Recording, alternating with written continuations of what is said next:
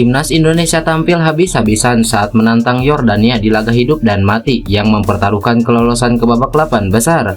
Laga Indonesia kontra Yordania digelar di Stadion Abdullah bin Khalifa yang baru saja digelar. Laga baru berjalan, peluang langsung didapat Indonesia lewat tendangan Rafael Struijk menerima umpan tarik witan Sulaiman. Sayangnya tendangan Rafael Struijk bisa ditepis kiper Yordania Ahmad Juaidi. Skema lemparan jauh Pratama Arhan pada menit ke-6 belum berhasil disambut oleh rekan-rekannya. 2 menit berselang, skema serupa membuat bola masuk ke gawang Yordania. Namun terjadi pelanggaran lebih dahulu sehingga wasit tak menganggap itu sebagai gol. Selepas 15 menit tanpa gol, Indonesia mulai menurunkan tekanan dan lebih bermain sabar menunggu pemain Yordania keluar dari area pertahanannya. Indonesia mendapatkan hadiah tendangan penalti pada menit ke-21 setelah Rafael Struijk dijatuhkan di kotak terlarang.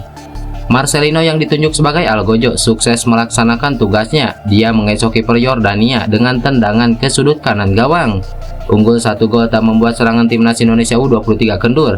Pada menit ke-32, lemparan ke dalam Arhan kembali mengancam meski hanya berujung skrimming di kotak penalti.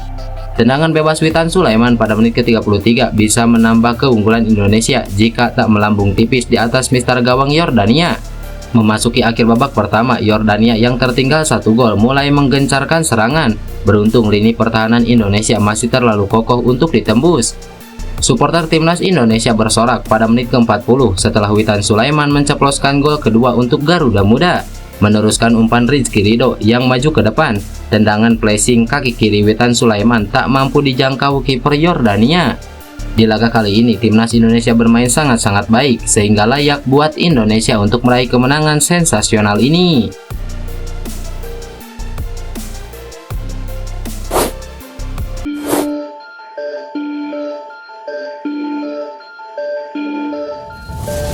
Timnas Indonesia U23 mendapatkan sanjungan dari pelatih Yordania U23 Abdullah Abu Zema.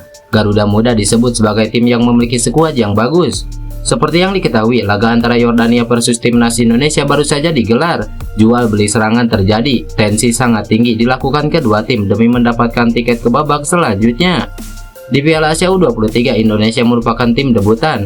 Tak heran jika banyak pelatih yang meragukan skuad Garuda.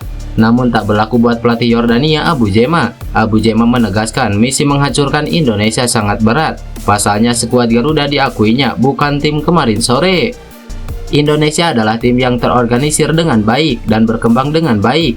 Sebelum turnamen saya bilang mereka adalah tim yang bagus dan mereka mengalahkan Australia yang saya pikir sangat pantas. Tapi kami sudah mengeluarkan kemampuan terbaik, ujar Abu Zema.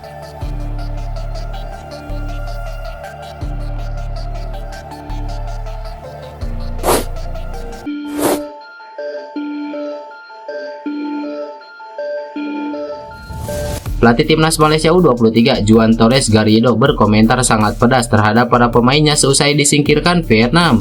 Untuk kedua kalinya, Malaysia dipaksa menelan pil pahit kekalahan 0-2 ketika bersua Vietnam di Stadion Internasional Khalifa pada Sabtu malam. 2 kekalahan dari Vietnam dan Kuwait dengan skor kembar itu langsung mengingatkan para pemain Malaysia untuk segera mengemas koper guna siap-siap pulang ke negeri mereka. Berdasarkan statistik pertandingan, timnas Malaysia U23 sebetulnya lebih banyak melakukan tembakan ke gawang dibanding Vietnam, yakni 15 berbanding 11. Dari jumlah itu, Malaysia mendapatkan 5 shot on target, sedangkan Vietnam 4. Harimau Muda juga memiliki rasio penguasaan bola lebih banyak, yaitu 59% berbanding 41%. Akan tetapi jumlah itu ternyata tak terlalu bermakna, karena hingga menit ke-60 Vietnam unggul 2-0. Meski begitu, para pemain Malaysia masih saja melakukan kesalahan demi kesalahan. Itulah yang membuat Juan Garrido berulang kali mengekspresikan ketidakpuasannya. Kami gagal karena kesalahan sendiri, kemungkinan mengakhiri partisipasi Malaysia di turnamen ini terlalu buruk. Kesalahan pemain Malaysia terjadi terus-menerus sehingga menyebabkan pertandingan ini lepas kendali, ujar Juan Torres Garrido. Sejak dikalahkan Uzbekistan, pelatih asal Spanyol itu sudah mengingatkan berulang kali agar tidak lagi melakukan kesalahan. Dia memahami bahwa para pemain timnas Malaysia U23 masih muda dan tidak memiliki banyak pengalaman internasional. Hanya saja kesalahan seperti itu terlalu sering terjadi, dan itu adalah sesuatu yang saya tidak suka sama sekali. Itu yang kami alami di pertandingan terakhir, jelas Juan Torres Garrido. Juan Torres Garrido mengungkapkan apa adanya tentang kondisi Harimau Muda di Piala Asia U23 2024 ini. Dia tidak peduli apakah akan dijadikan kambing hitam atau tidak oleh Asosiasi Sepak Bola Malaysia akibat kegagalan itu. Garrido merasa sudah melakukan yang terbaik untuk para pemain muda Malaysia.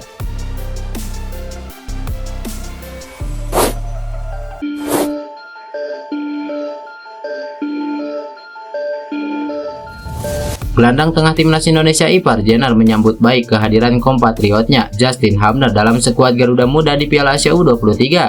Justin Hubner datang menyusul beberapa jam jelang matchday kedua Piala Asia U23 kontra Australia. Bahkan tanpa berlama-lama, pemain Cerezo Osaka itu langsung diturunkan pelatih Sintayong dalam laga tersebut. Beruntung, Justin Hubner pun dapat membantu timnya menjaga keunggulan 1-0 hingga pertandingan berakhir. Jenar menganggap pemain 20 tahun itu bisa memberikan kontribusi besar bagi skuad merah putih. Ya, tentu saja dia seorang pemain yang bagus. Dia bisa bermain di midfielder dan sebagai center back. Jadi itu sangat bagus bagi kami. Hubner punya kaki kiri yang bagus, dua-duanya juga bagus. Jadi bagi kami, dia adalah seorang pemain yang sangat bagus. Saya senang bahwa dia ada di sini dan dia adalah seorang lelaki yang lucu dan teman yang baik, ujar Ipar Jenar.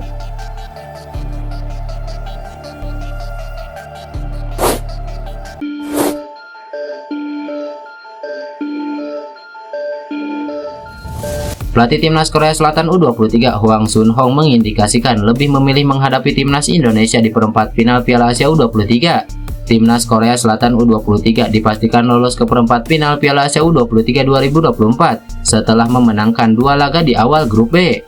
Setelah melalui dua pertandingan, Korea Selatan U23 memuncaki klasemen grup B Piala Asia U23 2024 dengan 6 angka. Perolehan poin itu sama persis dengan timnas Jepang di tempat kedua. Timnas Korea Selatan U23 menempati posisi yang lebih baik karena unggul poin disiplin atas timnas Jepang.